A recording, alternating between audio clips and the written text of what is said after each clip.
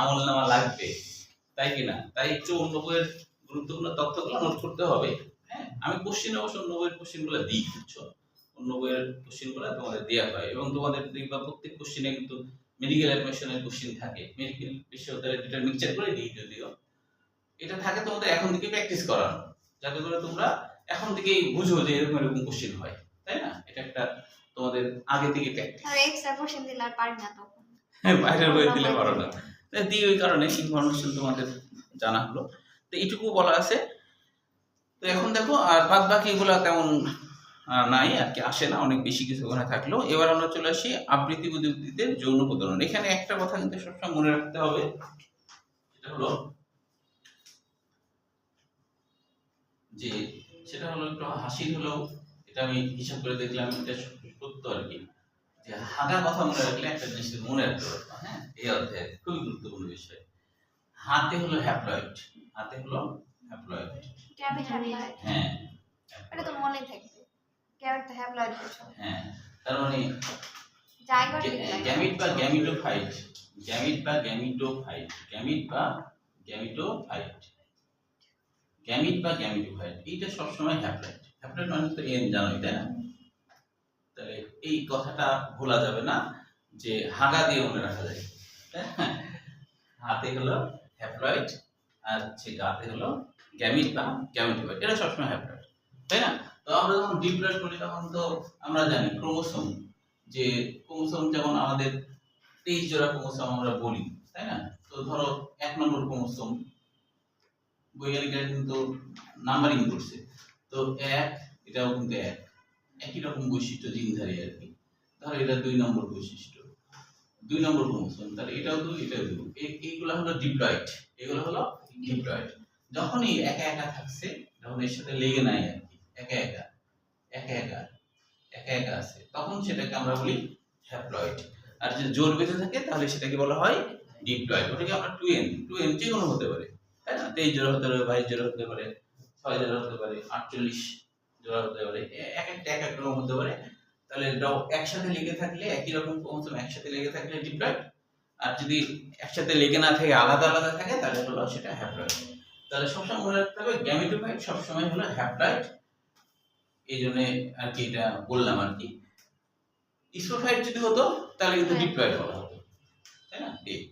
আচ্ছা, এবার দেখো যে বিটপ এই ফুল কাকে বলে, এটাও কিন্তু বোর্ড পরীক্ষায় এসেছে একবার দুইবার। ফুল কাকে বলে? তাহলে সহজ একটা সংজ্ঞা বই দেওয়া আছে। ফুল হলো উদ্ভিদের বংশ বিস্তারের জন্য বিশেষভাবে রূপান্তরিত বিটপ।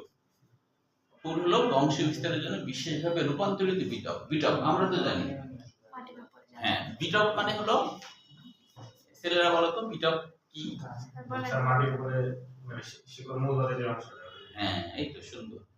মাটির উপরে উদ্ভিদে যা কিছু আছে সবটাকে একসাথে বিটপ বলা হয়। বুঝা গেল কি? মাটির উপরে একসাথে সবটাকে বলা হয় বিটপ। হ্যাঁ, তাহলে হচ্ছে রূপান্তরিত বিটপ মানে উদ্ভিদ গাছে ওই বিটপের মধ্যে রূপান্তরিত ভাবে ফুলটা হয়েছে, এই জন্য রূপান্তরিত বিটপ বলা হচ্ছে। এটা রূপান্তরিত, তাই না? পাতা ডাল সেই জায়গায় একটা নতুন কিছু হয়ে গেল। মূলত উদ্ভিদের জননাঙ্গই হলো ফুল, উদ্ভিদের জননাঙ্গই হলো ফুল। প্রাণীর যেমন জননাঙ্গ থাকে, উদ্ভিদেরও জননাঙ্গ আছে, আর উদ্ভিদের জননাঙ্গ হলো কি? ফুল। উদ্ভিদের জননাঙ্গ হলো ফুল, তাই না? এখন এখন যদি তুমি মনে করো উদ্ভিদের জননাঙ্গ তো ফুল, তুমি একটা ফুলের মালা কাউকে যদি গিফট দেওয়ার সময় যদি বলো এই নাও তোমাকে আমি জননাঙ্গ দিলাম, তাহলে কিন্তু খেপে যাবে, তাই না? কিন্তু কথাটা সত্য, তাই না?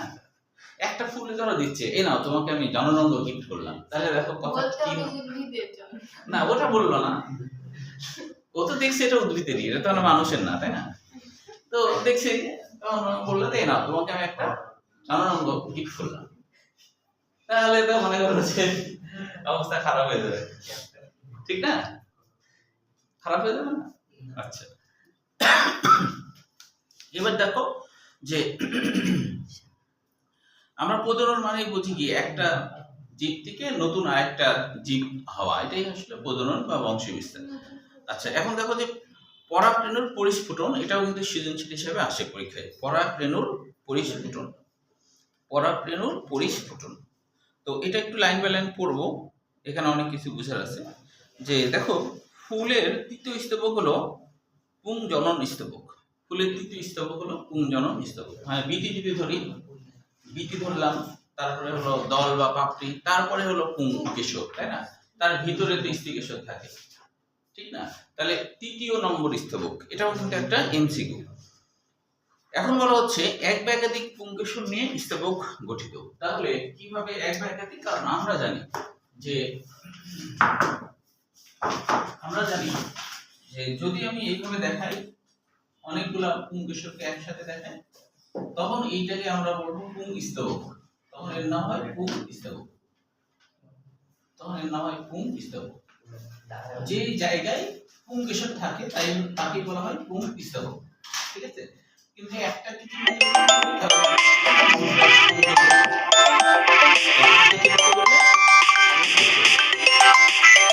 একটাকে চিহ্নিত করলে পুংকেশর, একটাকে চিহ্নিত করলে পুংকেশর। তাহলে এই পুংকেশরের তো আমরা জানি যে এটাকে আমরা বলি পুংদণ্ড, এটাকে আমরা বলি পুংদণ্ড। এই গোটাটার নাম হলো পরাগধানী। যেমন আমরা বলি না রাজধানী, তার মানে কি? রাজাকে ধারণ করে রাখে, যে সে হলো সেটাই হলো রাজধানী। যেই জায়গায় রাজাকে ধারণ করে রাখে, কারণ রাজারা তো রাজধানীতে থাকে, যেখানে রাজা থাকে আর কি।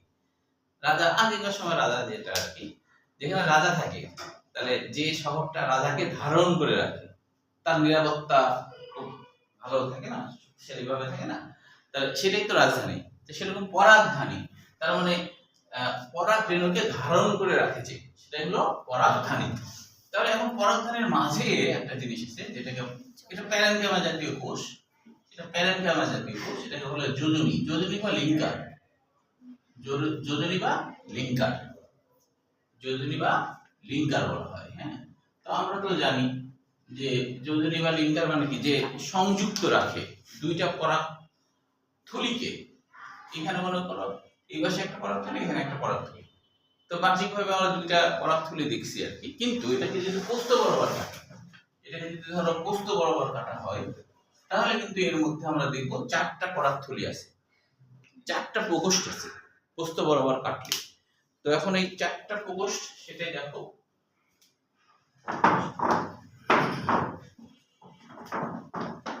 বলা হচ্ছে যে এই চারটা প্রকোষ্ঠ আসলে যে এই যে চারটা প্রকোষ্ঠ, এই চারটা প্রকোষ্ঠ কিন্তু গোটা পরাগধানী আসলে অ্যাকচুয়ালি চার কোণ বিশিষ্ট।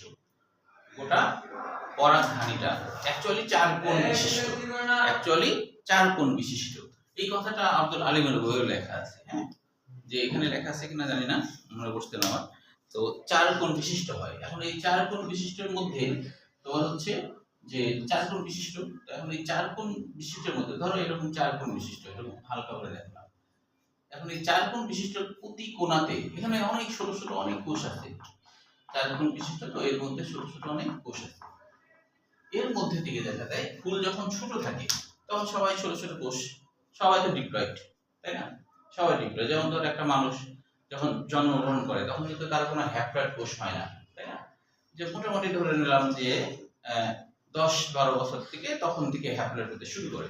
মেয়েদের একটু আগে হয়, ধরো 11-12 এরকম, 11 থেকে 13 বলা হচ্ছে। তবে আমাদের দেশে অনেক সময় 9-10-এও আর কি হয়, মানে গরম প্রধান দেশে 9-10 বছরেও তোমার হচ্ছে যে হ্যাপ্লয়েড হতে শুরু হয়। হ্যাপ্লয়েড মানে কি? ডিম্বাশয়ের মধ্যে মিউসিস বিভাজনের মাধ্যমে ডিম্বাণু তৈরি হলেই তো ওটাই হ্যাপ্লয়েড, তাই না?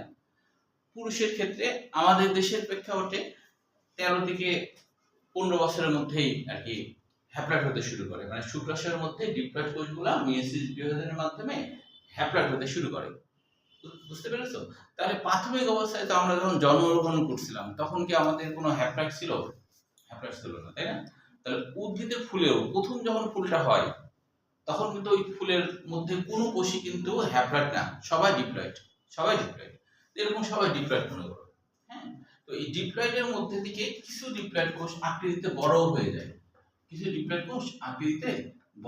এরকম কোণার দিকে, প্রতিটা কোণার দিকে এরকম আকৃতিতে বড় হয়, প্রথমে আকৃতিতে বড় হয়ে যায়। ঠিক আছে? তো বড় হয়ে যাওয়ার পর এটা আবার মাইটোসিস বিভাজনের মাধ্যমে দুইটা কোষ তৈরি করে। ঠিক আছে?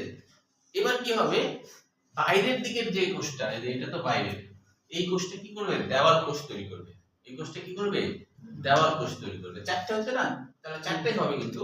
তো এখন এই দেওয়াল কোষ মানে সে চারিদিকে কি করবে, এরকম দেখো একটা দিয়ে আমি দেখাচ্ছি, ভিতরে একটা থাকে গেল, আর বাইরে এই কোষটা এর চারিদিকে ঘিরে দেওয়াল কোষ তৈরি করবে। তো এগুলো মনে করো দেওয়াল কোষ। দেওয়াল কোষ মানে কি, কোষ দিয়ে ঘেরা। ওই কোষটা বাইরের দিকের যে কোষটা আছে না, ও বারবার বিভাজিত হয়ে এরকম দেওয়াল কোষ তৈরি করলো। আর ভিতরে কিন্তু একটা থাকে গেল, এরকম দেওয়াল কোষ। তো এই দেওয়াল কোষ বলা হচ্ছে 3 থেকে 5 স্তর বিশিষ্ট হয়। 3 থেকে 5 স্তর বিশিষ্ট হয়। এই যে বাইরে যে 3টা কোষ দেখছো না, এটা হলো 3 থেকে 5 স্তর বিশিষ্ট হয়। এটা কিন্তু খুব আসে পরীক্ষায়, দেওয়াল কোষ কয় স্তর বিশিষ্ট, দেওয়াল কোষ তৈরি করলো। আর প্রথমে যে এই যেটা আছে, এটার নাম প্রাথমিক জনন কোষ। এর নাম হলো প্রাথমিক জনন কোষ। ও যেটা বড় হয়েছে, এটা তো বড় হয়েছে তাই না, এই বড় যখনই বড় হয়ে যায় না, সেটা একটু বলতে ভুলে গেলাম। প্রথমে যে বড় হয়েছিল না, তার নাম হলো আর্কিস্পোরিয়াল কোষ। প্রথমে যেটা বড় হয়েছিল এর নাম হলো আর্কিস্পোরিয়াল কোষ। আর্কিস্পোরিয়াল কোষ, এটা বলতে ভুলে গেছি। আর্কিস্পোরিয়াল কোষের বাংলা অর্থ কি?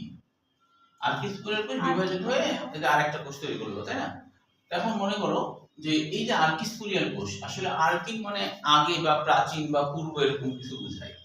আর আর্কিস্পোরিয়াল, স্পোরিয়াল মানে স্পোর, তার মানে কি, যে যে আদি রেণু কোষ, বা আদি বীজ কোষ। রেণু বলতে মাইক্রোস্কোপিক বীজ, রেণু বা স্পোর বলতে কি বোঝায়, মাইক্রোস্কোপিক বীজ। যেটা যে বীজটা তুমি মাইক্রোস্কোপ ছাড়া দেখতে পাবা না, সেটাকে আমরা স্পোর বলি বা রেণু বলি। তাহলে এটা আদি রেণু কোষ, যে কিন্তু অন্যান্য কোষের থেকে আকৃতিতে বড় হয়েছে, তারপরে তো দুইটা ভাগ হলো, এটা তো বললাম। এখন দুইটা ভাগ যখনই হয়ে গেছে, তখন একটা ভাগের নাম কি, প্রাথমিক জনন কোষ। প্রাথমিক জনন কোষ।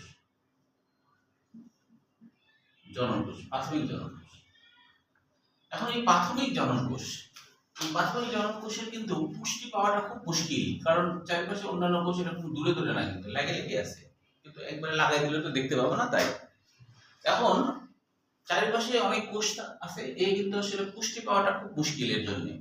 চারিপাশে তো ঘিরে আছে, খাবার পাওয়াটা মুশকিল। যেমন ধরো ইসরায়েলের চারিপাশে, ইসরায়েল ধরো ঘিরে আছে, ওই খাবার কিন্তু পৌঁছানো যাচ্ছে না, মানে যে গাজা বা ফিলিস্তিনদের খাবার কিন্তু পৌঁছানো যাচ্ছে না। ওরা দেখতেছে অনেকে খাবার পাঠাতে যাচ্ছে, কিন্তু চারিদিকে তো ঘিরে আছে, যার জন্য কিন্তু খাবার পাচ্ছে না, এরকম একটা অবস্থা।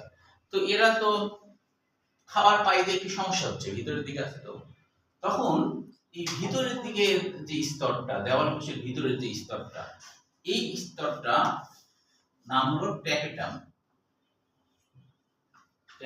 ট্যাপেটামের বাংলা অর্থ বিগলনকারী কোষ।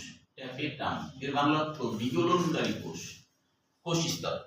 এর বাংলা অর্থ বিগলনকারী কোষ স্তর। ট্যাপেটামের বাংলা অর্থ কি, বিগলনকারী কোষ স্তর। এখন এই বিগলনকারী কোষ স্তর বললে তোমার কোনো টেনশন নাই, তুমি তো খাবার দাবার পাচ্ছ না। তো যেমন দেখো না, যে অনেক সময় দেখা যায় অনেক বিপ্লব হয়, তাই না, যে তোমার যেমন ধরো আমাদের দেশের স্বাধীনতা অর্জনের সময় অনেকজন মারা গেছেন, তাই না? তো এই যে অনেকজন মারা গেছে, মারা যে একটা দেশ তৈরি হয়েছে, তাই কিনা? মারা যে একটা দেশ তৈরি হলো, ঠিক কিনা? ঠিক না?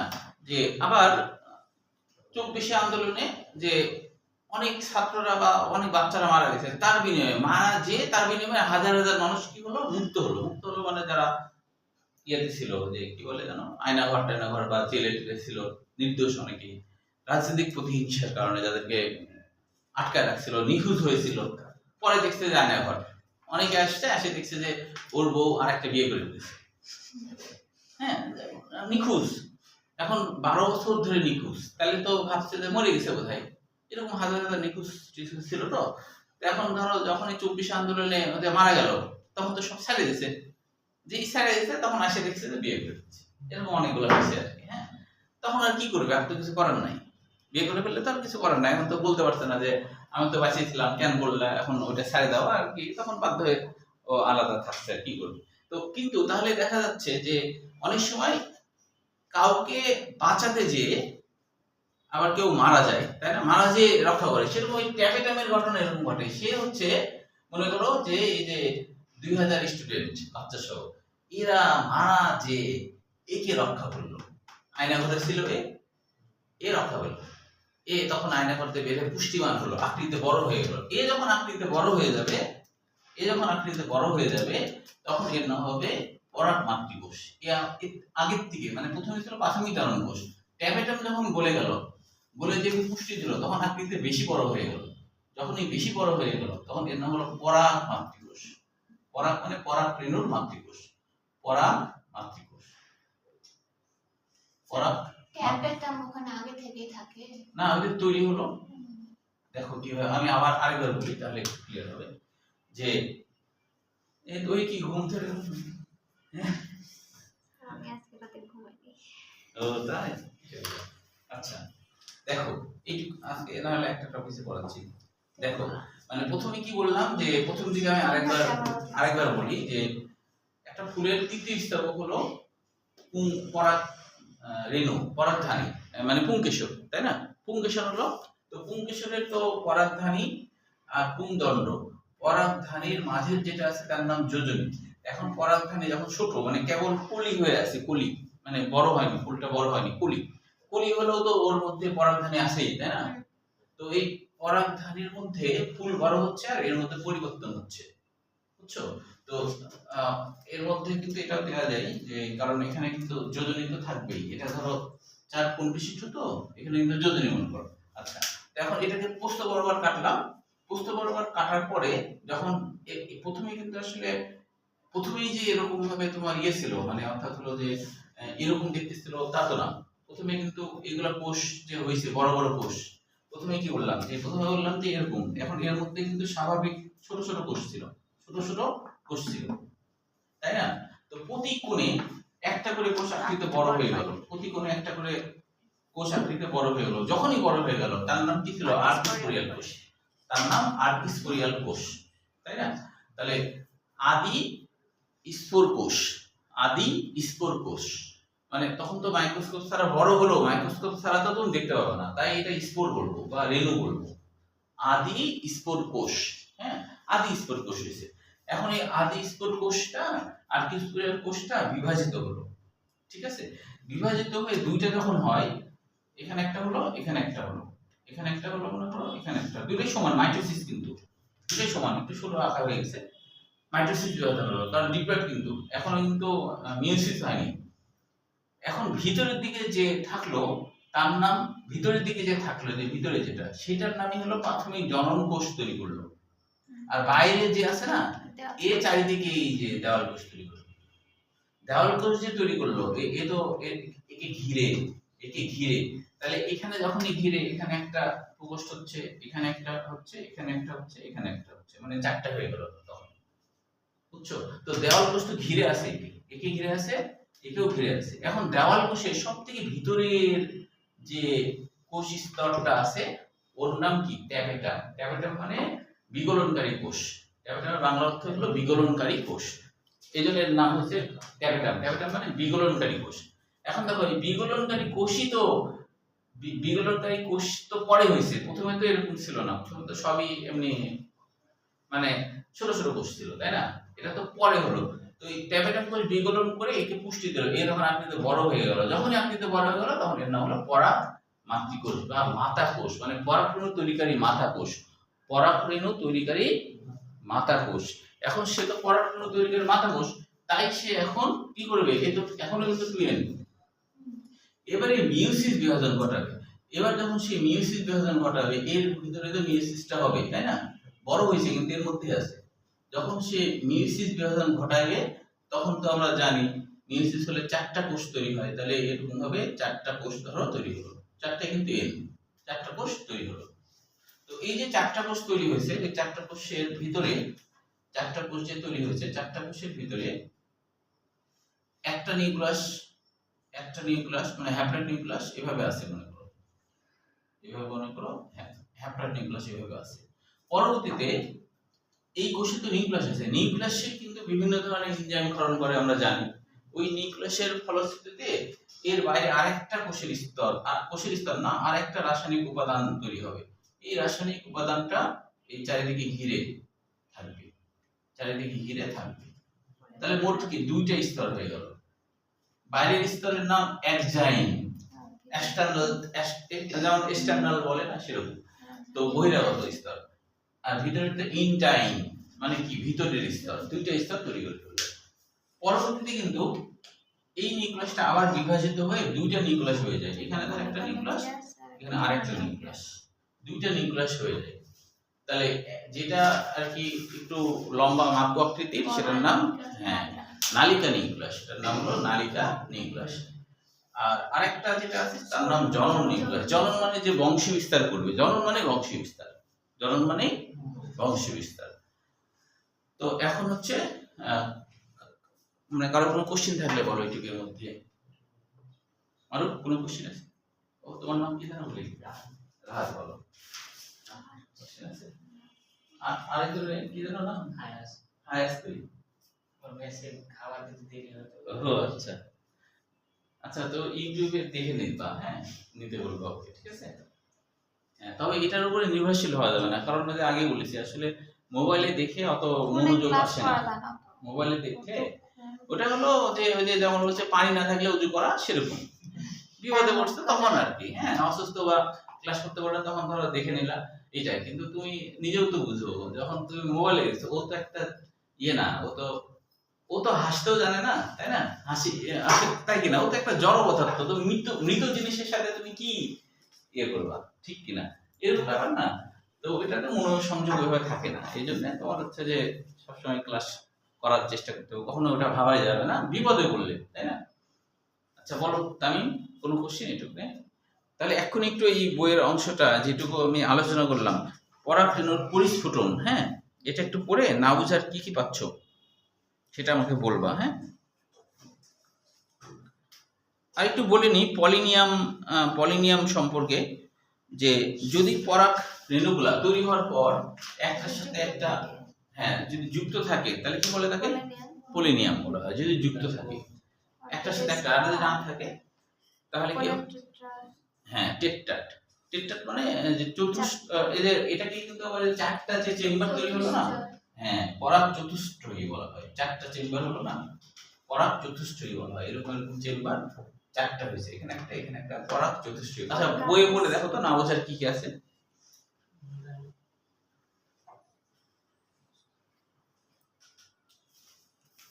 পরাগরেণুর গঠনে আগ পর্যন্ত পড়ো। পরাগরেণুর গঠনে হ্যাঁ অর্কিডেসি আর হচ্ছে অ্যাসক্লেপিয়াডেসি, এসব গোত্রের উদ্ভিদের পরাগরেণু পৃথক না হয়ে একসাথে থাকে। একসাথে থাকলে তো পলিনিয়াম বলা হয়। এগুলো তো এমসিকিউতে আসে, কোনটাতে তো শুধু মনে থাকলে যে এটা অর্কার, এটা অ্যাসকা, তাহলে হ্যাঁ অবশ্যই অর্কার একটা মনে রাখলে মনে থাকবে।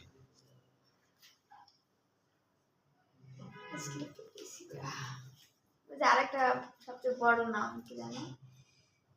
বড় উদ্ভিদ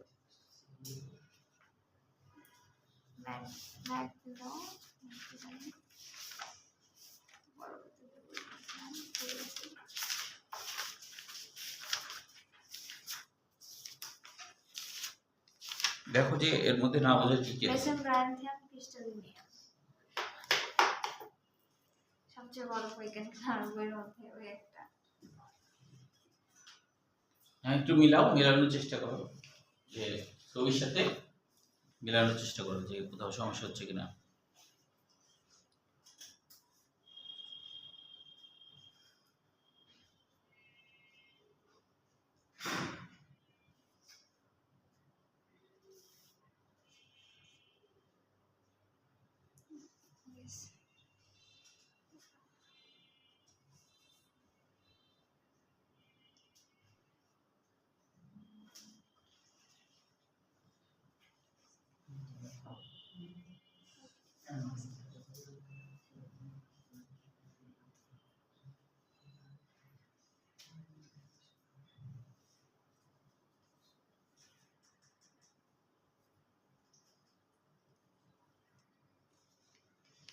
এটুকু শেষ করে আমরা পরাগরেণুর গঠন, এটা কিন্তু সৃজনশীল হিসাবে আসে, পরাগরেণুর পরিস্ফুটন, পরাগরেণুর গঠনও সৃজনশীল হিসাবে আসে, এটা কিন্তু সোজা কবি।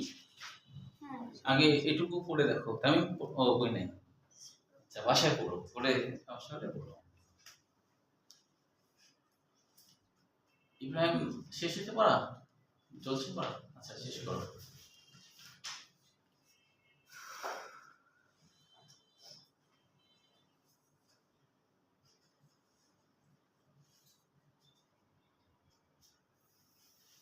রাখি শেষ হচ্ছে, আচ্ছা শেষ করো, যেন এখানে পড়াটা মুখস্থ হয়ে যায়, একবার শুনলা আর একবার পড়লা, 80% পড়া হয়ে যাওয়ার কথা, এখন বানায় লিখতে পারবে, তাই না? কি কি ঘটনা ঘটলো, এটা এটা হলো বেশি ভালো যে তুমি পড়া শুনলা এবং পড়ে ফেললা সাথে সাথে। অনেক সময় বাসায় যা হলো পড়ার কথা মনেই থাকে না, এখানে পড়ে ফেললা, তোমার পড়াটা অনেক মুখস্থ হয়ে থাকে, তাই কি না? যখন ওটা পরীক্ষা বেশি কাজে দেয় স্যার যদি হচ্ছে আপনি এসে একটা লেকচার দেন তারপরে বই দাগিয়ে দেন, তাহলে বেশি ওটা হচ্ছে মনোযোগ বেশি থাকে, প্লাস মনেও থাকে বেশি। ও এই যে যেমন আজকে আগে লেকচার দিলাম তাই, হ্যাঁ পরে বই দাগিয়ে দিবেন, পরে আর আগে লেকচার। আচ্ছা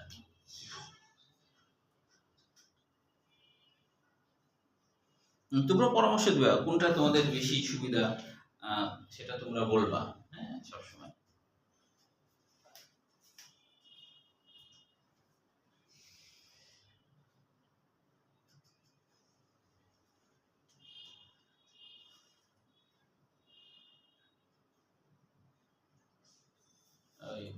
শেষ হইছে, বলো কোনো কোশ্চেন আছে?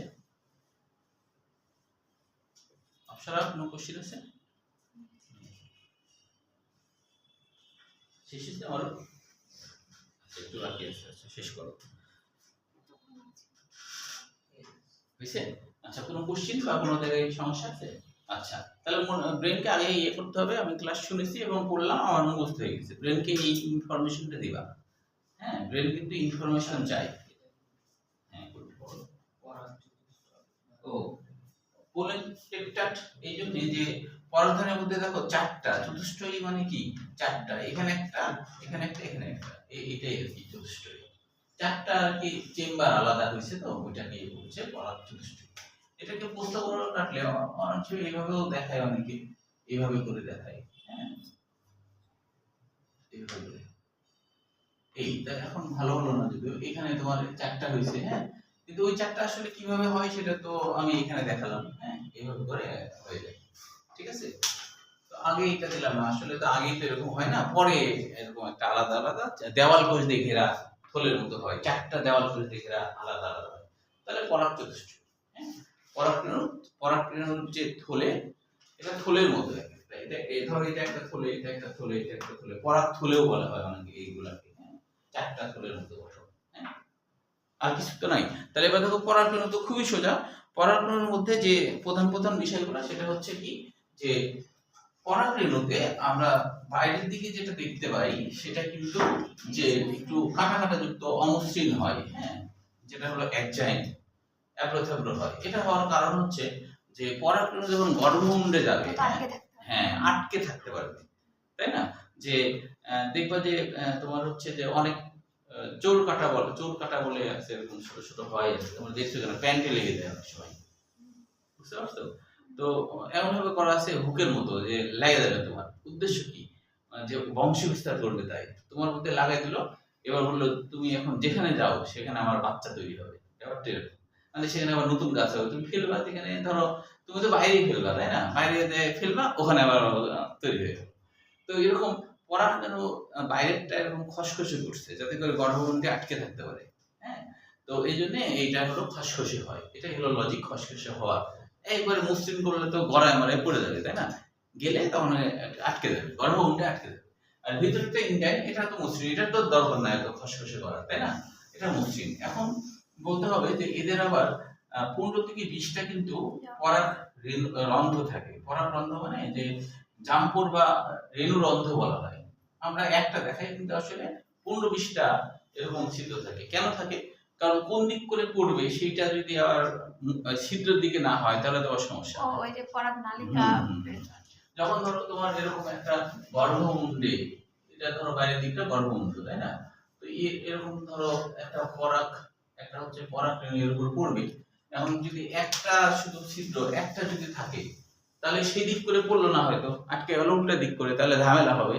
তো ওই জন্য অনেকগুলা দরজা রাখছে যে যেদিক দিক পড়ুক যেন ঢুকতে পারে ভিতরে, এরকম একটা ব্যবস্থা করা, বুঝছো? তো ওই জন্য এখানে 15-20টা এরকম জামপোর বা রেণুরন্ধ্র থাকে, বুঝতে পেরেছো কি? আর তারপরে বলা হচ্ছে এদের ত্বকটি যে কিউটিন যুক্ত, পুরু ও শক্ত হয়। শক্ত তো হতেই হবে, মানে যেটা বাইরের স্তর সেটা হলো শক্ত হতে হবে, কারণ হচ্ছে শক্ত না হলে, আবার কিউটিন যুক্ত কেন? কিউটিন যুক্ত এই কারণে যে লিপিড জাতীয় আস্তরণ, তাই না? যে যাতে করে যে এর ভিতরে যে পানি টানি আছে যখন বাতাসে উড়ে যাচ্ছে, হ্যাঁ, তাহলে পানি টানি ভিতরে তো পানি আছে, সাইটোপ্লাজম আছে না, এর মধ্যে উপাদানগুলো যেন বের হয়ে না যেতে পারে, অনেক দূর পর্যন্ত ছড়িয়ে যায়, তো তাই না, পড়ার পর অনেক দূর পর্যন্ত ছড়িয়ে যায়।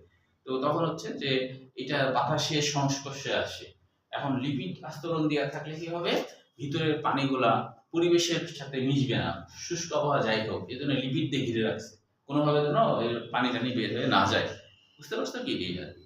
এবং ছড়িয়ে পড়ে যেখানে যেখানে পড়বে সেখানে তো সেটা অবশ্যই বেশিরভাগই নষ্ট হয়, সবগুলো যে জায়গার মতো পড়ে তা না, বেশিরভাগই নষ্ট হয়। কোটি কোটি ধরো পরাগরেণু বিভিন্ন জায়গায় ঘুরে বেড়াচ্ছে, আমরা যে ইয়ে করি, আমরা যে বাতাস দিচ্ছি, হ্যাঁ, এই বাতাসের মধ্যে আমাদের পরাগরেণু কিন্তু আমাদের নাকের মধ্যে দিয়ে আমাদের শ্বসন তন্ত্রে চলে যাচ্ছে কিন্তু, হ্যাঁ, কিন্তু আমাদের শ্বেতকণিকা আছে, আমাদের ডিটারজেন্ট জাতীয় পদার্থ ধ্বংস করে দিচ্ছে। কিন্তু যদি এটা আবার এরকম হতো যে একে একাই বংশ বিস্তার করতে পারে তাহলে তো বিপদ, তাই না? যে একটা দেখা যাচ্ছে ধানের এসে পড়ছে, আমের এসে পড়ছে, তোমার পেটের মধ্যে বাচ্চা মানে আম গাছ হয়ে গেছে, তাহলে তো সমস্যা, তাই না? আর তখন যদি এরকম হতো যে আম গাছ হয়ে গেছে, এখন হচ্ছে মানে ও কোনো জায়গা পেলেই পুষ্টি মাধ্যম পেলেই হয়ে যায়, তাহলে তো ধরো ছেলেদেরও হতো মেয়েদেরও হতো, তখন তোমার একটা ঝামেলা না যে স্যার আমি আগামী দিন আসতে পারবো না, আমার ওই পেটের মধ্যে একটা আম গাছ হয়ে গেছে, তো এটা সিজার করতে হবে, হ্যাঁ, আর নিয়ম পেট কাটে বের করে ফেলতে হবে, তার উপায় নেই, তাই না? তো যাই হোক, আল্লাহ একটা সহজ সিস্টেম করছে। আবার যদি মানুষেরও মনে করো, আবার মানুষেরও যদি এরকম সিস্টেম থাকতো, মানুষের যে শুক্রাণু হয় এটাও তো খুবই ছোট আর কি, হ্যাঁ, তো এটাও যদি বাতাসে উড়ে বেড়ানো থাকতো তাহলে দেখা যেত কোথায় না কোথায় যায়, দেখা যাচ্ছে যে নিষিক্রিয়া ঘটায়, যে তখন তোমার ফোন দিয়ে বলতো যে এটা গবেষণা করে দেখলাম এটা আপনারই শুক্রাণু, আপনার সন্তান এখানে আছে, আপনি আসেন, কি একটা ঝামেলা হতো, তাই না? তো যাই হোক, তো আল্লাহ এই দিক থেকে বাঁচাইছে, ঠিক না? এই আর কি। তাহলে এখন হচ্ছে যে এটা একটু পড়ে ভালো দেখো, পরে আমি এমসিকিউ দেখাচ্ছি। এই পুং গ্যামেটোফাইটের বিকাশ বা পরিস্ফুটনের আগ পর্যন্ত পড়ে ভালো দেখো না, আলোচনা কি আছে।